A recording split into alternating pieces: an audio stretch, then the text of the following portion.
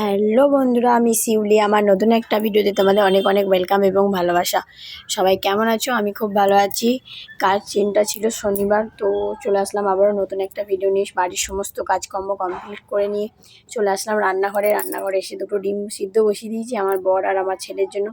আর এদিকে চিকেন হবে। বরকে সকাল সকাল বাজার পাঠিয়ে দিয়েছিলাম, চিকেন, সবজি, ডিম সব নিয়ে চলে আসলো। এদিকেও আমি বললাম সবজিগুলো একটু তুমি ঠিকঠাক করে রেখে দাও আর ডিমটাও রেখে দাও। তো এদিকে দেখো আমার বর কী কী সবজি এনেছে সেগুলো আমি দেখাচ্ছি তোমাদেরকে। কুমড়ো এনেছে, ভালো পাকা কুমড়ো পেয়েছে, আর টমেটো পেয়েছে। আর হচ্ছে টমেটো দেখেছো কত সুন্দর, একদম চেরির মতো না, আমার খুব দেখে ভালো লাগলো, তাই ভাবলাম তোমাদের সঙ্গে এটা শেয়ার করি। আর এদিকে দেখো পেঁয়াজও কাটা হয়েছে, বললাম না চিকেন এনেছে, তো চিকেন হবে। চলো আজকে কী কী রেসিপি হচ্ছে তোমাদের সঙ্গে শেয়ার করবো। আর চলো সারাদিন কী করলাম তোমাদের সঙ্গে শেয়ার করি। এই দেখো ছোট্ট ছোট্ট একদম কাঁকরোল, মানে ঘি করলা যেটা আমরা বলি আর কি, এখানে পাওয়া যায় এরকম ছোট ছোট। আগে এরা খেত না, বনে হতো, কিন্তু এখন না অনেকে খেতে শুরু করেছে, তো এদের দামও বেড়ে গেছে। প্রায় মানে তোমার 120 টাকা কিলো। তো নিয়ে এসেছে আধা পাও। আর এদিকে দেখো ডিম সিদ্ধ হয়ে গেছে, আমার ছেলেকে হাতে ধরে দিয়েছি, বললাম নিজে নিজে খাওয়া শেখো, খেয়ে নাও। মাম্মা অনেক কাজে ব্যস্ত, ছোটাছুটি করছি, জানো তো যতটুকু পারি তোমাদের সঙ্গে শেয়ার করি। মানে অনেক কাজ না দেখানো হয় না, অনেক কিছু করছি সেগুলো দেখাতেও পারি না। যাই হোক, তোমাদের যদি ভালো লাগে অবশ্যই একটা কমেন্ট করে দিও। আমার তো খুব মানে কষ্ট হয় ভিডিও বানাতে, কাজ করতে। যাই হোক, তোমাদের সঙ্গে শেয়ার করলে একটু মনটাও ভালো হয়ে যায়, কাজ করা কিছু মনে হয় না। যাই হোক, এদিকে দেখো মিক্সিতে তোমার আদা রসুন জিরে পেস্ট করে নিয়েছি, একটা টমেটোও দিয়েছিলাম। আর এদিকে ছেলের জন্য আলাদা, আমাদের জন্য আলাদা, মানে ও ঝাল খাবে না আর আমাদের ঝাল ছাড়া। আর আমার অনেক দিন বিরিয়ানি খাওয়ার ইচ্ছা ছিল, তাই বরকে ভাবলাম একটু বললাম যে বিরিয়ানি খেতে ইচ্ছা করছে, তো নিয়ে করো না। দিয়ে বললো ঠিক আছে করে দিচ্ছি, কিন্তু কুকারে করে দেবো। তো তোমার খাওয়া নিয়ে কাজ আর আমার বানানোর যেভাবেই করি না কেন, যাই হোক বর এইভাবে করে তো বেশ ভালোই লাগে। ও কি রান্না করছে দেখেছো, একবারে সব কিছু দিয়ে কাচ্চি বিরিয়ানির মতো করে দিচ্ছি, কিন্তু খেতে খুব দুর্দান্ত টেস্ট হয়েছিল, কি বলবো বন্ধুরা। তোমরা ভালো লাগলে অবশ্যই একবার বানিয়ে দেখো। আর আমি এই বিরিয়ানির রেসিপিটা আমার ইউটিউব চ্যানেলে দিয়েছি, তোমরা পারলে দেখে নিও। সময় হলে একটু জাস্ট সময় করে দেখে নিও, হয়তো তোমাদের দেখে মনে হবে হয়তো ভালো হয়নি, কিন্তু খুব সুন্দর হয়েছে। যেভাবে বানিয়েছি প্রসেসটা পুরো তোমরা দেখবে প্রথম থেকে শেষ পর্যন্ত, তাহলে বুঝতে পারবে যে কীভাবে বানায়, একদম শর্টকাট। তোমাদের ধরো কারো বিরিয়ানি খেতে ইচ্ছা করছে আর হাতে টাইম নেই, তারা অবশ্যই এভাবে বানিয়ে নিও। বিরিয়ানির টেস্টও পাবে, আর মানে বিরিয়ানির মতো হবে, আর কাজও তোমার অনেকটা বেঁচে যাবে। যাই হোক, এদিকে দেখো বরের তো বিরিয়ানি পুরো সব কমপ্লিট হয়ে গেছে, জল দিয়ে দিলে এবার সিটি দিয়ে দেবে। 5টা সিটি দিয়েছিলো। আর এদিকে দেখো চিকেনটা বসিয়ে দিয়েছে, মানে আজকে পুরো রান্নার দায়িত্বটা আমার বর নিয়েছে।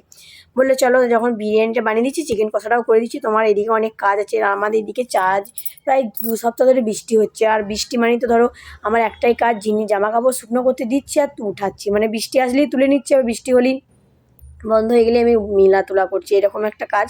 যাই হোক, তোমাদের কার কার এরকম কাজ হয় আমাকে একটু কমেন্টে বলে দিও। আর এদিকে দেখো বড় অর্ধেক রান্না কমপ্লিট, মানে মাংসটা কষাতে শুরু করে দিয়েছে, আর তোমাদের সঙ্গে কথা বলছি। এদিকে আমি দেখো একবার করে আসছি আর দেখছি, বললাম যে কতদূর কী।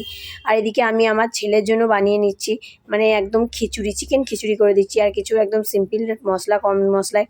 তো ভাবলাম চলো তোমাদের সঙ্গে শেয়ার করি। আর এদিকে দেখো দুজনাই মিয়া বিবি, দুজনাই খুন্তি নাড়ছি না কত ভালো লাগছে। এই একটা দিনই হচ্ছে শনিবার, বছরে মানে সপ্তাহে একটা দিনই আমরা হচ্ছে টাইম পাই, সেটা হলো শনিবার। শনিবার বরের ছুটি থাকে, কিছু করার নেই, কাজও তো করতে হবে, ডিউটিতে যেতে হবে। আর এদিকে দেখো আমি ভাবলাম দেখি হয়েছে কি হয়নি, তাই বরকে জিজ্ঞাসা করছি যে কী গো কতদূর কী হলো। আমারও খিদে পেয়েছে, সকালে আমরা কিছু টিফিন করিনি, ভাবলাম লেট উঠেছি, মানে শনিবার তো ঘুম থেকে উঠেছি আমরা প্রায় 8:30টার সময় উঠেছি। বললে হয়তো সবাই ভাববে বাপরে 8:30, কিন্তু প্রত্যেক দিন আমি 6টায় উঠে পড়ি। তাই ভাবলাম কালকে একদম শরীরটা ভালোও লাগছিল না, রাত করে ঘুমাচ্ছি। এই ধরো ভিডিও করা মুখের কথা নয়, ভিডিও এডিটিং করতে, ভিডিও পুরো প্রসেস রেডি করতে না আমার প্রায় 11:30 বেজে যায় ঘুমাতে। আর তো আগে আমি ভাবতাম ভিডিও যখন শুরু করেছি, তখন আমি ভাবতাম যে চলো বসে আছি, কাজ নেই, টাইম পাস হবে, চলো ভিডিও বানাবো। তো সেই জন্য বরকে বললাম একটা চ্যানেল খুলে দিও, আমি ভিডিও বানাবো। তো সেই হিসেবে আমি এই ইউটিউবে জার্নি আমার শুরু হওয়া। এখন ভাবি আমি আমার কাজই শেষ করতে পারি না, টাইমই আমার কাছে নেই। দেখো কত সময়ের কত পার্থক্য না। একটা সময় কাজ ছিল না, এখন অনেক কাজ, তাই ভালোও লাগে আমার, কোনো অসুবিধা লাগে না, মানে খারাপ লাগে না। এদিকে ছেলেকে খাইয়ে দিয়েছি, আর এবার আমরা খাবো। পরে দেখলে তো আমাদের বিরিয়ানি করা মানে রান্নাবান্না সব কমপ্লিট, তাই ভাবলাম চলো খিদেও পেয়েছে, খেয়ে নিই। আর এদিকে দেখো আমাদের খাওয়ার জন্য আমি দুটো স্যালাড বলতে কিছুই নেই, শুধু পেঁয়াজ। এদিকে দুজনে দুটো থালা নিয়ে নিয়েছি। আমাদের কাঁসার থালাতে খেতে খুব ভালো লাগে, আবার বিরিয়ানি তো বিশেষ করে। এদিকে আমার বরই বললাম আমি সার্ভ করছি, তুমি ক্যামেরা ধরো। একজনকে তো ক্যামেরাও ধরতে হবে না, এটাও একটা বড় কাজ। আমার বরকে যখন বলি ক্যামেরা ধরে দাও না, ধরে দেবে না। যখন মানে ওর মনের মতো পছন্দ মতো জিনিস হবে তখন ধরে দেবে। এদিকে হচ্ছে বিরিয়ানি হয়েছে আজকে, ওগুলো এরপর নিজেই বলছে যে ক্যামেরাটা ধর, আমি সার্ভ করে দিচ্ছি। যাই হোক, তোমাদের কেমন লাগলো এই ভিডিওটা অবশ্যই আমাকে কমেন্ট করে জানিও। এই খাওয়া দাওয়ার পর না এই যে বসবো, আর ইচ্ছাই করে না যে উঠবো, বিকালবেলা একটু কাজ বাজ করবো। যাই হোক, সবই করতে হবে, কিছু করার নেই। উঠবো এরকম কথাবার্তা বলতে চলবে না, কাজ তো আমাকে করতে হবে, কারণ আমি একা এখানে। আমি যদি বসে যাই, আমার ছোটো বাচ্চা সেও বসে যাবে, তার মানে তারও খাওয়া দাওয়া সব উল্টো হয়ে যাবে। ওই যে বললাম একদিন আমার কাজ ছিল না বলে আমি ইউটিউব জার্নি শুরু করেছি। এখন কাজের জন্য আমি ভিডিওই আপলোড করতে পারি না, যে যতটুকু সময় পাই আমি তোমাদের সঙ্গে সেইটুকু ভিডিওই শেয়ার করি। এদিকে আমি খেতে বসে বললাম। আর দেখো, ভিডিওর মাধ্যমে তো সব কাজটা তো দেখাতে পারি না, দিনে মানে একটা বাড়ির বইয়ের যে কত কাজ থাকে সারাদিন থেকে রাত পর্যন্ত তারাই জানে।